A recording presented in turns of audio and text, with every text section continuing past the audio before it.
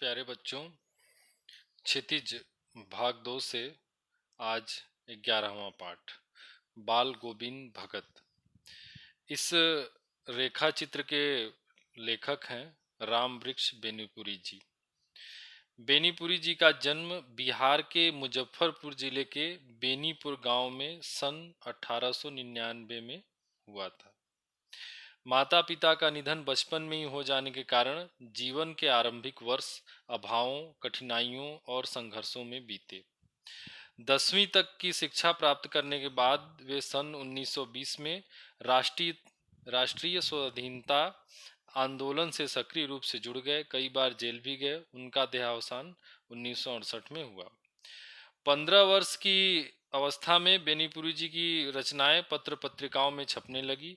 वे बेहद प्रतिभाशाली पत्रकार थे। उन्होंने अनेक दैनिक, साप्ताहिक एवं मासिक पत्र पत्रिकाओं का संपादन किया, जिनमें तरुण भारत, किसान मित्र, बालक, युवक, योगी, जनता, जनवाड़ी और नई धारा उल्लेखनीय है।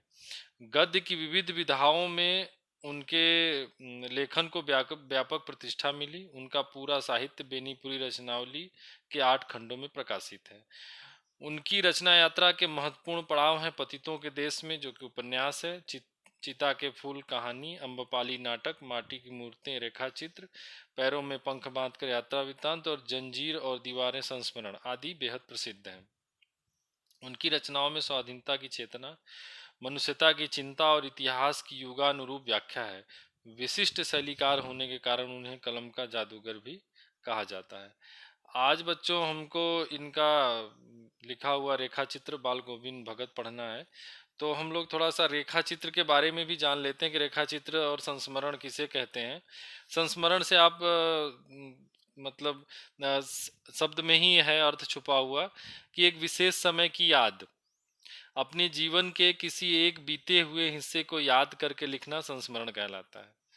जैसे मेरे बचपन के दिन, मेरे नवोदय के दिन, या आप कहीं 1 साल के लिए जाके रहे हों, 6 महीना रहे हों किसी पढ़ाई में या कहीं भी, तो वो दिनों को याद करते हुए जो लिखते हैं वो संस्मरण होता है। और रेखा चित्र क्या होता है कि किसी भी व्यक्ति के बारे में शब्दों के माध्यम से ऐसा वर्णन करना कि जैसे वो एक चित्र के रूप में आपके सामने उभरता चला जाए। बात इस तरीके से शब्दों का, यही इसीलिए तो उन्हें कलम का जादूगर कहा जाता है कि शब्दों का ऐसा प्रयोग करिए कि जैसे लगे कि वो चित्र ही हमारे सामने, वो दृश्य ही हमारे सामने चल रहा है। जैसे बच्चों आप लोगों ने नीलकंठ पढ़ा होगा महादेवी वर्मा का, वो भी रेखा चित्र है। जब आप नीलकंठ पढ़ते हैं तो लगता है जैसे कि वो सारा का सारा दृश्य आपके आंख के सामने चल रहा है। चाहे महादेवी वर्मा का ही गिल्लू है। तो उसी कड़ी में रामवृक्ष बेनीपुरी जी की ये रचना बाल गोविंद भगत, जब हम लोग पाठ पढ़ेंगे तो आप महसूस करेंगे कि आपको ऐसा लगेगा कि जैसे कि वो सारा घटनाक्रम, वो सारा दृश्य, वो सारे व्यक्ति जैसे आपके सामने ही हों, आप उनको देख महसूस कर पा रहे हो। आइए, जो पाठ का प्रतिपाद्य है, जो पाठ में मूल बात है जिसको लेकर ये रेखा चित्र उन्होंने लिखा है, वो हम पहले उसके बारे में जान लेते हैं ताकि हमको पाठ को समझने में सहूलियत हो। बाल गोविंद भगत रेखाचित्र के माध्यम से लेखक ने एक ऐसे विलक्षण चरित्र का उद्घाटन किया है जो मनुष्यता, लोक संस्कृति और सामूहिक चेतना का प्रतीक है। वेशभूषा या बाह्य अनुष्ठानों से कोई सन्यासी नहीं होता। सन्यास का आधार जीवन के मानवीय सरोकार होते हैं। अब देखिए बच्चों, व्याख्या यहीं से चाहे तो शुरू हो जाए कि जो लेखक इसमें क्या कहना चाहते हैं। पहले कि सन्यासी कौन होता है। सन्यासी वो होता है जो दिखने में सन्यासी जैसा हो, जिसकी वेशभूषा सन्यासी जैसी हो, या जिसका कर्म, जिसका व्यवहार, जिसका चाल चलन सन्यासी जैसा हो। किसे आप सन्यासी कहेंगे? निश्चित रूप से आप बाहरी वेशभूषा वाले को सन्यासी न कह के, बल्कि जिसका आचरण उसके अनुकूल हो उसे ही सन्यासी मानेंगे। बाल गोविंद भगत इसी आधार पर लेखक को सन्यासी लगते हैं। यह पाठ सामाजिक रूढ़ियों पर भी प्रहार करता है। देखिए, एक प्रगतिशील लेखक की पहचान है कि वो जहाँ कमियां हैं उनको उजागर करता है, उन पे चोट करता है ताकि वो कमियां समाज से दूर हों। तो जो समाज में परंपरा से चली आ रही कुछ ऐसी रूढ़िगत चीज़ें हैं जो आज के समय में उनका, वो किसी भी समय में उनका महत्व नहीं रहा, लेकिन लोग फिर भी उसको मानते और करते चले आ रहे हैं। तो लेखक प्रगतिशील सोच का है, और जो चरित्र की वो बात कर रहा है, बाल गोविंद भगत की बात कर रहा है, वो लेखक उसी सोच पर खरे उतरते हैं। और जिस प्रकार लेखक के मन के विचार हैं, बाल गोविंद भगत के मन के भी विचार हैं, वो भी सामाजिक रूढ़ियों पर प्रहार करते हैं। इस रेखा चित्र की एक विशेषता है, यह है कि बाल गोविंद भगत के माध्यम से ग्रामीण जीवन की सजीव झांकी देखने को मिलती है। यानी हमको तीन चीजें देखने को मिलेंगी। एक तो मानवीयता, जो सबसे ऊपर, जो सबसे बड़ा गुण है वो हमारा क्या है, भाईचारा, प्रेम। और जो मतलब सबसे बड़ी चीज जो है, सबसे बड़ा धर्म क्या है, मानव धर्म। एक चीज हमें ये देखने की मिलेगी। दूसरा हमको देखने का मिलेगा कि एक सामान्य मनुष्य किस प्रकार से अपने सद्गुणों के कारण सन्यासी कहा जा रहा है। और तीसरा हमको देखने को मिलेगा कि ग्रामीण जीवन। बच्चों देखिए, कई बार क्या होता है कि हम जरूरी नहीं कि इस पाठ को पढ़ने वाले सभी बच्चे गांव से जुड़े हों। और दूसरी बात है कि आज के गांव वो गांव नहीं है जिस गांव की बात लेखक कर रहा है। ये हमारे, समझ लीजिए कि ये 2 पीढ़ी पहले, यानी दादा लोगों के ज़माने का जो गांव रहा, उसका जैसा स्वरूप रहा, वहाँ जिस प्रकार से चीज़ें घटती थी, लोगों की सोच कैसी थी, एक बार हमें फिर से फ्लैशबैक में जाकर वो चीज़ें देखने को मिलेंगी। ये तीन बातें हमको इस पाठ में मिलेंगी कि किस प्रकार बाल गोविंद भगत के चरित्र के माध्यम से लेखक ये सारी बातें कहता है। तो आइए बच्चों, अब हम लोग पाठ में प्रवेश करते हैं। बाल गोविंद भगत। बाल गोविंद भगत मझोले कद के गोरे चिट्टे आदमी थे। 60 से ऊपर के ही होंगे। बाल पक गए थे। लंबी दाढ़ी या जटाजूट तो नहीं रखते थे, किंतु हमेशा उनका चेहरा सफेद बालों से ही जगमग किए रहता। कपड़े बिल्कुल कम पहनते, कमर में एक लंगोटी मात्र, और सिर पर कबीरपंथियों की सी कनफटी टोपी। जब जाड़ा आता, एक काली कमली ऊपर से ओढ़े रहते। मस्तक पर हमेशा चमकता हुआ रामानंदी चंदन, जो नाक के एक छोर से ही औरतों के टिके की तरह शुरू होता। गले में तुलसी की जड़ों की एक बेडौल माला बांधे रहते। देखिए, जो अभी बाय है स्वरूप का बाल गोविंद भगत के, जैसा सुंदर चित्रण बेनीपुरी जी ने किया है, आप देखेंगे कि जैसे कि वो चरित्र अब आपके आंखों के सामने आ गया। एक मझोला कद, यानी कम, एक मीडियम हाइट का आदमी है और गोरा रंग है। देखने से लगता है कि 60 के ऊपर के होंगे, बाल पक गए हैं। और दाढ़ी कैसी है कि वो बड़े जटाजूट वाली, यानी बड़ी बड़ी दाढ़ी नहीं रख रहे हैं, लेकिन हल्की दाढ़ियां हमेशा चेहरे को जगमग की है, जैसे हमारे प्रधानमंत्री जी की दाढ़ी है, कुछ उसी प्रकार की। कपड़े बिल्कुल कम पहनते थे, और ज़्यादा इसे गांधी जी की तरह आप देख लीजिए कि बहुत कम कपड़े, कमर में एक लंगोटी और सिर पर एक कनफटी टोपी। और आप जब कबीरदास जी का कोई चित्र देखेंगे तो देखेंगे उनकी टोपी ऊपर से सर ढका रहता है और कान के पास हल्का सा वो फटा रहता है। वो मतलब ये कबीर दास जी के पंथ को मानने वाले थे, इसलिए ऐसी टोपी पहनते थे। जब जाड़ा आता तो कुछ नहीं, बस एक काली कमली, यानी एक कंबल काला ओढ़ लेते थे, और हमेशा एक रामानंदी चंदन जो नाक से लेके माथे तक वो लगाते थे। और और क्या एक चीज है कि गले में तुलसी की जड़, तुलसी की माला और बेडौल, यानी जैसे तुलसी की माला भी बहुत सुंदर सुंदर करके, लेकिन नहीं, बस ऐसे तुलसी की जड़ की किसी ने जैसे गांव में ही बना के इनको दे दी हो, और वो उसको हमेशा बांधे रहते। और बच्चों, कबीर पंथ को मानने वाले लोगों के गले में आप ये तुलसी की माला अक्सर देख सकते हैं। देखिए, लेखक खुद आगे कह रहे हैं कि ऊपर की तस्वीर से यह नहीं माना जाए कि बाल गोविंद भगत साधु थे। नहीं, बिल्कुल गृहस्थ, मतलब हर एक प्रकार से गृहस्थ थे। अब जबकि ये जो अभी आवरण का यहाँ पे हम लोगों के सामने दृश्य घूमा है, वो किसी सन्यासी का ही लग रहा है, किसी साधु का ही लग रहा है, जो हमारे मन में एक फ्रेम बना हुआ है। लेकिन कह रहे नहीं, वो बिल्कुल गृहस्थ थे। उनकी गृहिणी की तो मुझे याद नहीं, उनके बेटे और पतोहू को तो मैंने देखा था। थोड़ी खेती बाड़ी भी थी, एक अच्छा साफ सुथरा मकान था। यानी अपना जीवन यापन करने भर की व्यवस्था थी, खेती बाड़ी भी थी और बना हुआ मकान था, सारी चीजें थी। और पत्नी का याद नहीं, यानी पत्नी पहले ही मर गई होंगी, लेकिन उनके बेटे और बहू को लेखक को अच्छा से याद है। किंतु खेती बाड़ी करते, परिवार रखते भी बाल गोविंद भगत साधु थे। देखिए, इन सारी चीजों को, मतलब पत्नी, बच्चे, बहू, बेटे, घर, जमीन, सबके बावजूद भी वो साधु थे। अब ये किस बात को इंगित कर रहे हैं कि उनका जो व्यवहार था, उनका जो चाल चलन था, उनका जो कर्म था, वो उनको साधु बनाता था। वो साधु जैसा जीवन की नहीं, हम ब्रह्मचारी होके घर द्वार छोड़ के कंठी माला लेके गेरुआ पहन के घूम रहे हैं, कह रहे हैं उसी से आदमी नहीं साधु होता है। इन सारी चीजों को करने के बावजूद भी आदमी साधु बन सकता है। और बच्चों, कबीरदास जी भी सहज मार्ग यानी मध्यम मार्ग की चलने की बात करते हैं कि आप हर एक चीज को बैलेंस बना के चलिए, किसी को छोड़ के चलने से कोई साधु नहीं बनता। साधु की सब परिभाषाओं में खरे उतरने वाले, कबीर को साहब मानते थे। अब सीधी सी बात है, कबीर पंथ के साहब यानी अपने ईश्वर, अपना मालिक।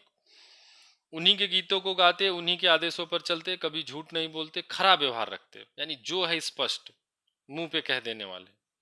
किसी से भी दो टूक बात करने में संकोच, दो टूक यानी जो भी है सामने मुंह पे कह देना, कुछ उसमें घुमाना फिराना जोड़ना घटाना नहीं। न किसी से खामखा झगड़ा मोल लेते, और न ही इनकी बात उनको, उनसे इनकी, किसी बात को लेकर बैठ के जैसे कुछ लोगों की ऐसी प्रवृत्ति होती है, ऐसा कुछ नहीं। किसी की चीज नहीं छूते, न बिना पूछे व्यवहार में लाते। इस नियम को कभी कभी इतनी बारीकी तक ले जाते कि लोगों को कतूहल होता, वह कभी दूसरे खेत में शौच के लिए भी नहीं बैठते। वह गृहस्थ थे, लेकिन उनकी सब चीज साहब की थी। देखिए, गृहस्थ होने का मतलब अपनी खेती है ना, कि हमारा अनाज है, हमारा घर है, सब कुछ, लेकिन वो क्या मानते थे कि सब साहब का है, सब कबीर साहब का है, उन्हीं का दिया हुआ है। जो कुछ खेत में पैदा होता सिर पर लाद कर पहले साहब के दरबार में ले जाते, जो उनके घर से 4 कोस दूर पर था। एक कबीर पंथी मठ से मतलब, यहाँ जो कह रहे हैं साहब के यहाँ ले जाते, मतलब कबीरदास जी का एक मठ था, वहाँ कुछ उनके मठ पंथ को मानने वाले लोग रहते थे। तो जो भी अनाज उपजता, उसको सिर पर लादते, ले जाते, वहाँ दे देते, और वो लोग रख के जो कुछ इनको लौटा देते थे, उसी को प्रसाद रूप में उन्हें मिलता, उसी को लाकर ये अपना गुजारा करते। इन सबके ऊपर मैं तो मुग्ध था उनके मधुर गान पर, जो सदा सर्वदा ही सुनने को मिलते। अब देखिए बच्चों, ये ग्रामीण परिवेश से जुड़ा हुआ बात है। कबीर के वे सीधे साधे पद जो उनके कंठ से निकलकर सजीव उड़ते। अषाढ़ की रिमझिम है, समूचा गांव खेतों में उतर पड़ा। अब देखिए, ये अभी इसी मौसम की बात की जा रही है जब धान की रोपाई होती है। अब कैसे ग्रामीण परिवेश आपको देखने को यहाँ मिलेगा। कहीं हल चल रहे हैं, कहीं रोपनी हो रही है, धान के पानी भरे खेतों में बच्चे उछल रहे हैं। औरतें कलेवा लेकर मेड़ पर बैठी हैं। कलेवा का मतलब होता है एक तरीके से नाश्ता, सुबह का नाश्ता, जो हल्का फुल्का नाश्ता करके लोग काम करने जाते हैं। तो औरतें, क्या होता है, जब सुबह ही लोग रोपनी लग गई, काम पे चले गए, तो औरतें क्या करती हैं, बांध के लाती हैं, और उसी जो मेड़ होता है, जो खेतों के बीच में बंटवारा होता है जिस मिट्टी के लाइन से, उसी पर बैठ के लोग अपना हाथ मुंह धो के खा लेते हैं। आसमान बादल से घिरा, धूप का नाम नहीं, ठंडी पुरवाई चल रही। ऐसे ही समय आपके कानों में एक स्वर तरंग झंकार सी कर उठी। यह क्या है, यह कौन है, यह पूछना न पड़ेगा। बाल गोविंद भगत समूचा शरीर कीचड़ में लिथड़े अपने खेत में रोपनी कर रहे हैं। एक उंगली एक एक धान के पौधे को पंक्तिबद्ध खेत में बिठा रहे हैं। उनका कंठ एक एक शब्द को संगीत के जीने पर चढ़ाकर कुछ को ऊपर स्वर्ग की ओर भेज रहे हैं। जीना मतलब जो घोड़े के ऊपर बैठने के लिए जो चमड़े का बना हुआ एक तरीके से आसन कह सकते हैं, उसी तरीके, मतलब यहाँ कह रहे हैं कि जैसे जीना चढ़ा के घोड़े को भेजा जाता है, उसी प्रकार से अपने संगीत को भी ये भेज रहे हैं। कहाँ भेज रहे हैं, स्वर्ग की ओर, और कुछ इस पृथ्वी की मिट्टी पर खड़े लोगों की कानों की ओर। बच्चे खेलते हुए झूम उठते हैं, मेर पर खड़ी औरतों के होठ कांप उठते हैं, वे गुनगुनाने लगती हैं, हलवाओं के पैर ताल से उठने लगते हैं, रोपनी करने वालों की अंगुलियां एक अजीब क्रम में चलने लगती हैं। बाल गोविंद भगत का यह संगीत है या जादू, यानी ये कहने मतलब ये कबीरदास जी के जो पद हैं, जो मौसम पे रोपनी के समय में, देखिए हमारे यहाँ लोकगीतों की परंपरा आप पढ़े होंगे 8वीं क्लास में, कि हर एक समय के लिए अलग अलग गीतों की परंपरा है। तो बाल गोविंद भगत जब झूम के उन गीतों को गाते थे तो सबका मन थिरक उठता था। और सबसे बड़ी बात क्या है कि इनका स्वर भी बड़ा अच्छा था। भादों की वो अंधेरी अधरतिया, भादो देखिए, जहाँ जब वो मौसम, जब भगवान श्री कृष्ण का जन्म हुआ था, भादों की रात सबसे भयंकर रात कही जाती है। जब भादों में भादो मास में जो कृष्ण पक्ष होता है, दो पर शुक्ल पक्ष और कृष्ण पक्ष, जब 15 दिन अंधेरा 15 दिन उजाला, तो जो भादों का अंधेरा वाला पक्ष चलता है वो बड़ा भयानक होता है, और उसमें भी आधी रात। अभी थोड़ी ही देर पहले मूसलाधार वर्षा खत्म हुई है, बादलों की गरज बिजली की तड़प में आपने कुछ नहीं सुना, किंतु अब झिल्ली की झनकार या दादुरों की दादुर यानी मेढक टर टर बाल गोविंद भगत के संगीत को अपने कोलाहल में डुबो नहीं सकती। यानी इतनी सारी बिजली चमक रही है, बादल गरज रहा है, मेढक बोल रहे हैं, झिंगुर बोल रहा है, लेकिन इन सब आवाजों के बीच बाल गोविंद भगत की आवाज अलग ही चल रही है। उनकी खजड़ी, खजड़ी क्या होता है बच्चा? खजड़ी जैसे ढपली होती है, तो ढपली थोड़ा सा साइज में बड़ा होता है, थाली जैसा आप समझ लीजिए। तो बड़ी थाली हो गई ढपली, और उसी छोटी थाली हो गई आपकी खजड़ी। उनकी खजड़ी डिमक डिमक बज रही है और वे गा रहे हैं, गोदिया में पियवा चमक उठे सखिया चिहुक उठे ना। हाँ, पिया तो गोद में है ही, किंतु वो समझती है वो अकेली है। चमक उठती है, चिहुक उठती है। प्रेम का गीत है ऐसे मौसम में। उसी भरे बादलों वाले भादों की आधी रात में उनका यह गाना अंधेरे में अकस्मात कौंध उठने वाली बिजली की तरह किसी न चौंका देता। अरे, अब सारा संसार निस्तब्धता में सोया है, बाल गोविंद भगत का संगीत जाग रहा है, जगा रहा है। तेरी गठरी में लागा चोर मुसाफिर जाग जरा।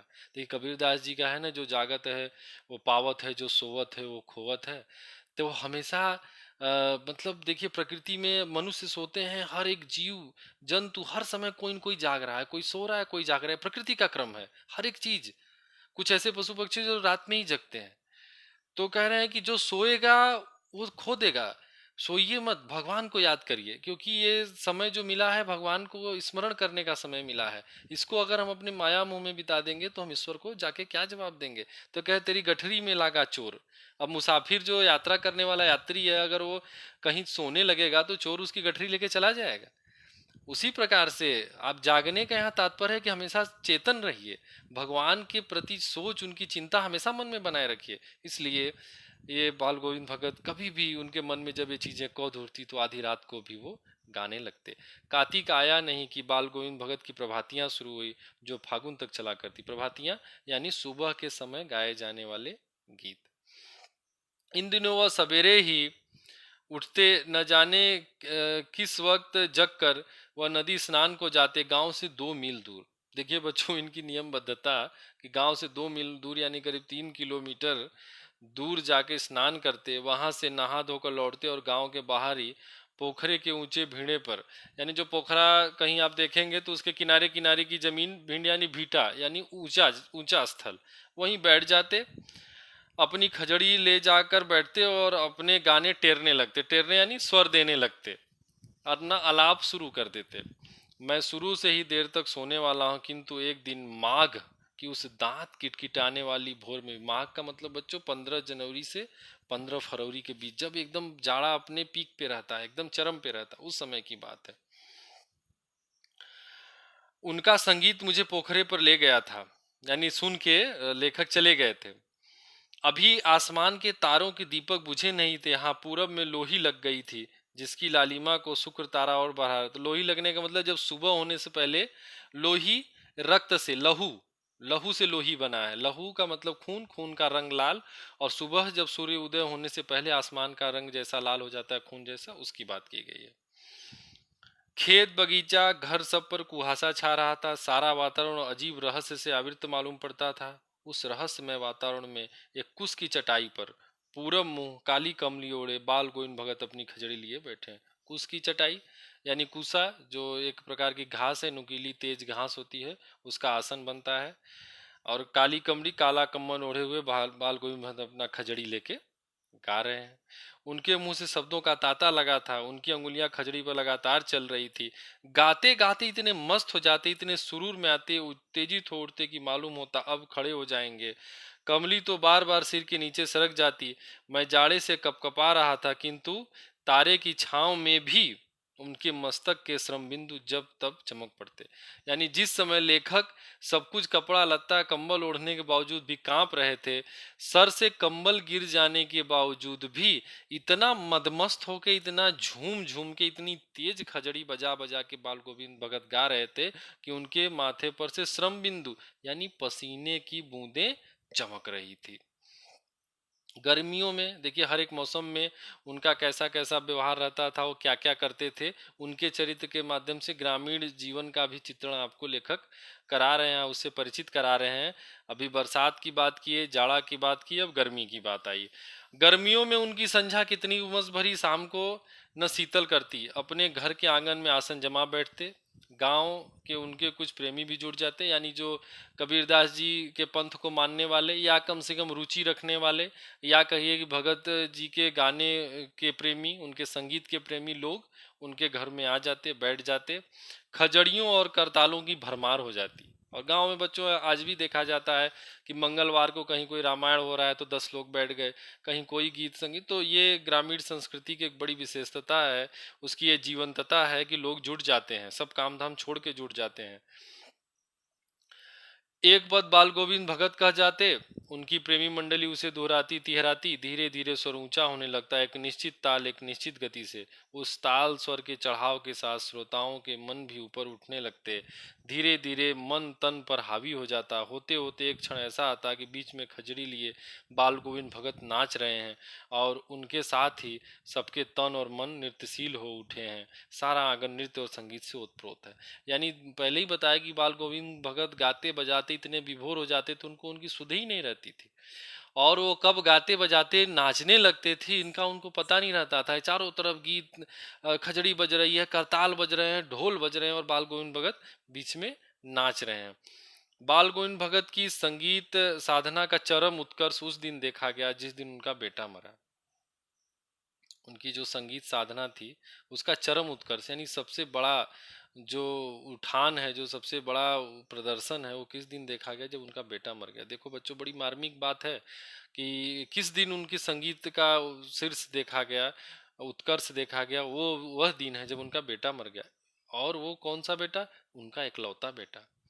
कुछ सुस्त और बोदा सा था, किंतु इसी कारण बाल गोविंद भगत उसे और मानते। यानी बोदा कहने का मतलब है कि थोड़ा सा जैसे सामान्य बच्चों से सीधा साधा था। जैसे तेज तर्रार और बड़ा वो नहीं था, थोड़ा सीधा साधा था। भगत उसे अच्छा, उसके इसी व्यवहार के चलते बाल गोविंद भगत उसे ज्यादा प्यार भी करते थे। उसकी समझ में ऐसे आम आदमियों पर ही ज्यादा नजर रखनी चाहिए या प्यार करना चाहिए, क्योंकि ये निगरानी और मोहब्बत के ज्यादा हकदार होते हैं। जो बड़ा होशियार है, जो बड़ा चालाक है, वो तो अपना सब कर लेगा, लेकिन जो सीधा साधा है, जिसको कोई भी मूर्ख बना सकता है, उसी का ध्यान रखना ज्यादा जरूरी होता है, उसी को प्यार देना ज्यादा जरूरी होता है। बड़ी साध यानी बड़ा मेहनत परिश्रम से बड़े उससे उन्होंने क्या करा, उसकी शादी कराई। पतोही बड़ी ही सुभग और सुशील निकली, बड़ी ही सुंदर और अच्छी व्यवहार वाली लड़की मिल गई। घर की पूरी प्रबंधिका बनकर भगत को बहुत कुछ दुनियादारी से निवृत्त कर दिया था उसने। और जो बहू आई तो जो भगत को घर परिवार की कुछ चिंता भी लगी थी, उससे भी मुक्त हो गए। सारा का सारा कुछ चीज बहू ने संभाल लिया। अब और निश्चिंत होकर अपने भजन कीर्तन में भगत लग गए थे। उनका बेटा बीमार है, इसकी खबर रखने की लोगों को कहाँ फुर्सत, किंतु मौत तो अपनी ओर सबका ध्यान खींच कर रहती है। यानी जब बच्चा बीमार था उनका, तो कोई भले न देखने आए, लेकिन मौत की खबर सुन के सभी लोग आए। हमने सुना बाल गोविंद भगत का बेटा मर गया। कौतूहलवश उनके घर गए कि भाई चलें देखें। देखकर दंग रह गया। बेटे को आंगन में एक चटाई पर लिटाकर एक सफेद कपड़े से ढांक रखा है। वह कुछ फूल तो हमेशा ही रोपते रहते, उन फूलों से कुछ तोड़कर उस पर बिखरा दिए हैं। फूल और तुलसी दल भी। सिरहाने एक चिराग जला रखा है, और उसके सामने जमीन पर ही आसन जमाए गीत गाए चले जा रहे हैं। वही पुराना स्वर, वही पुरानी तल्लीनता। घर में पतोह रो रही है, जिसे गांव की स्त्रियां चुप कराने की कोशिश कर रही हैं, किंतु बाल गोविंद भगत गाए जा रहे हैं। हाँ, गाते गाते कभी पतोहू के नजदीक भी जाते और उसे रोने के बदले उत्सव मनाने को कहते। आत्मा परमात्मा के पास चली गई, बिरहनी अपने प्रेमी से जा मिली। भला इससे बढ़कर आनंद की कौन बात है? बच्चों, कबीर पंथ में, कबीरदास जी की विचारधारा में जो दो चीजें होती हैं, कि आत्मा और परमात्मा। तो जो आत्मा है वो क्या है? वो प्रेमी है। और परमात्मा क्या है? प्रेमिका है। यानी प्रेमी और प्रेमिका का मिलन ही तो सबसे बड़ी चीज होती है। तो जब आत्मा आई थी, उसको छोड़ के, अपने प्रिय को छोड़ के यहाँ धरती पर आई थी, तो निश्चित रूप से उसे अपने प्रिय के पास अपने घर लौटना था। तो जब कोई अपने घर लौट जाता है, अपने प्रियजनों से, अपने स्वजनों से मिल जाता है, वो खुशी का पल होता है। तो बाल गोविंद भगत उसी बात को मानते थे, और कहे वो तो अब आत्मा परमात्मा का मिलन हो गया है, तो उत्सव मनाने का है, मनाने का समय नहीं है। मैं कभी कभी सोचता है यह पागल तो नहीं हो गए, किंतु नहीं। वह जो कुछ कह रहे थे उसमें उनका विश्वास बोल रहा था, वह चरम विश्वास जो हमेशा ही मृत्यु पर विजयी होता आया है। वो देखिए अपने वो कबीरदास जी के विचारधारा और पंथ में उनको इतना विश्वास था कि वो मानते थे कि कबीरदास जी ने जो कहा है वो सही कहा है। जबकि देखेंगे कि ये जो दृश्य है वो सहज दृश्य नहीं है। किसी भी के मृत्यु पर आप कभी गए होंगे, देखे होंगे, तो आपको ऐसा नज़ारा नहीं दिखा होगा जैसे नज़ारे का चित्रण यहाँ पे लेखक कर रहे हैं। बेटे के क्रियाकर्म में तूल नहीं किया, पतोहू से ही आग दिलाई। अब देखिए जो है ना कि सामाजिक रूढ़ियों पर प्रहार, ये आज की बात नहीं है, बहुत पहले की बात कर रहे हैं। और पहले के समय में तो चाहे जो भी हो जाए कि जब बाप जिंदा है तो बाप मुखाग्नि देगा, बेटा देगा, भाई देगा, जो भी देगा। कभी किसी स्त्री के हाथ से मुखाग्नि देने की बात किसी ने सुनी देखी नहीं थी। लेकिन बाल गोविंद भगत ने जो सामाजिक पुरानी रूढ़ियों हैं उसको भी नहीं मानते थे, प्रगतिशील सोच के थे, कबीरदास जी को मानते। उन्होंने क्या कि पतोहू से आग दिलाई। किंतु ज्यों ही श्राद्ध की अवधि पूरी हो गई, पतोहू के भाई को बुलाकर उसके साथ कर दिया। साथ कर दिया नहीं, साथ भेज दिया, या आदेश देते हुए कि इसकी दूसरी शादी कर देना। अब ये देखिए दूसरी बड़ी चीज कि पहले के समय में अगर किसी के पति मर गए तो उसको पूरा जीवन वैधव्य में विधवा बन के बिताना पड़ता। आज की तरह समय था नहीं। आज भी बहुत लोगों का क्या होता है कि अगर पति नहीं रहा तो पूरा जीवन, बचा हुआ जीवन उसी के नाम पे विधवा के रूप में बिताना पड़ता है। लेकिन उस समय भी बाल गोविंद भगत की सोच ऐसी थी कि नहीं, ऐसा क्यों, जो चला गया सो चला गया, जिसका जीवन है वो क्यों उसके नाम पे अपना जीवन बेकार करे, इसलिए तुम जाओ शादी कर लो। इधर पतोहू रो रो कहती मैं चली जाऊंगी तो बुढ़ापे में कौन आपके लिए भोजन बनाएगा, बीमार पड़े तो कौन एक चुल्लू पानी भी देगा। मैं पैर पड़ती हूँ, मुझे अपने चरणों से अलग नहीं कीजिए। लेकिन भगत का निर्णय अटल था, तू जा, नहीं तो मैं ही इस घर को छोड़कर चल दूंगा। यह थी उनकी आखिरी दलील, और इस दलील के आगे बेचारी क्या चलती।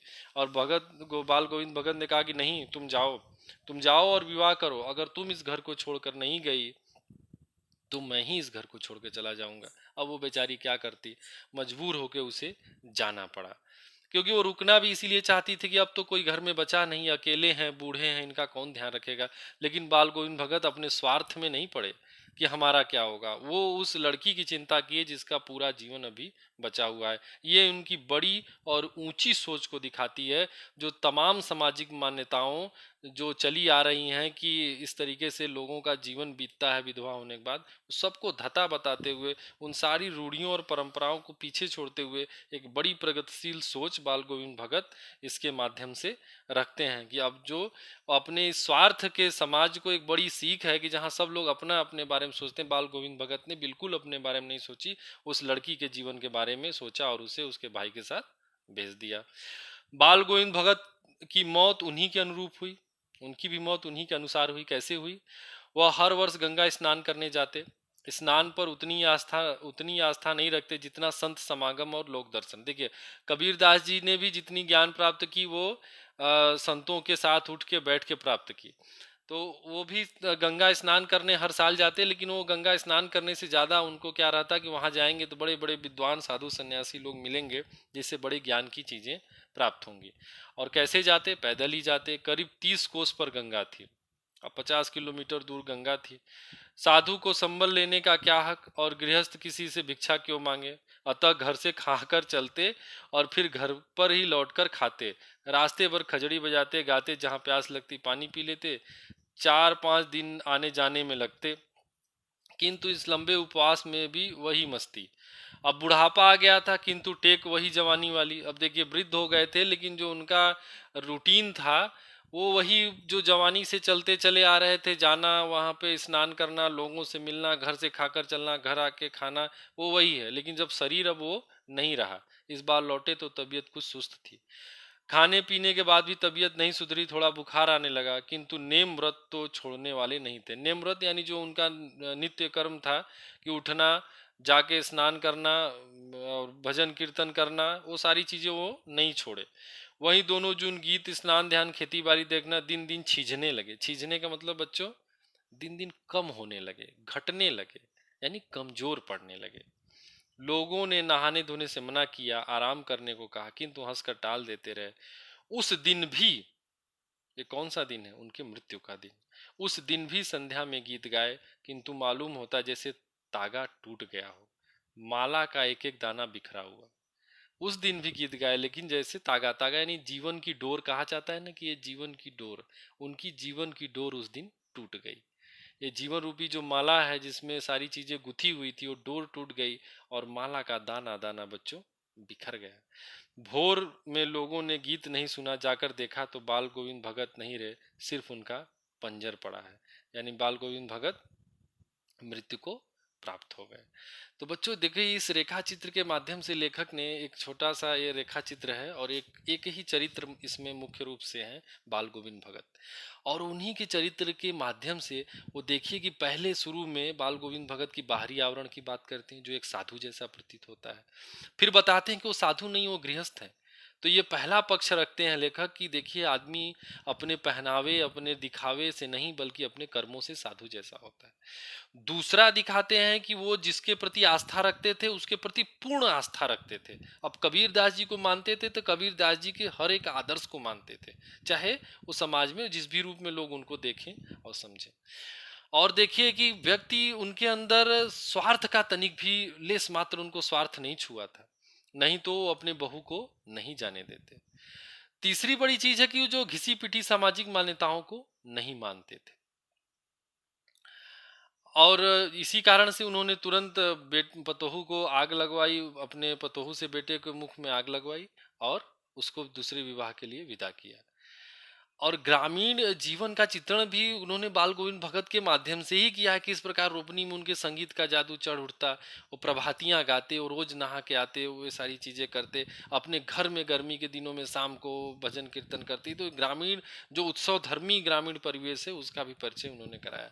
और देखिए कि भगत कभी अपने सिद्धांतों से डिगे नहीं। जैसे लोग होता है ना, परिस्थितियों को देख के बदल जाते, भगत नहीं बदले। जो कबीरदास जी को मानते थे उनका शिक्षा था कि नहीं, मरने पर रोने का नहीं, खुश होने का समय होता है, क्योंकि आत्मा परमात्मा को मिल गई। उन्होंने अपने बच्चे की मृत्यु पर भी उसी सिद्धांत का पालन किया। और अपने जिस नियम व्रत का उन्होंने जवानी में शुरू किया या जिस नियम व्रत से उन्होंने जीवन का आधार बनाया, उसको अपने मृत्यु तक नहीं छोड़ा। वो उनको लगा कि तबीयत ठीक नहीं है, लेकिन वो कहे नहीं, अगर शरीर चल रहा है तो हम वो सब काम करेंगे। और सुबह उठना, स्नान करना, भजन कीर्तन करना, सारा कुछ करते रहे।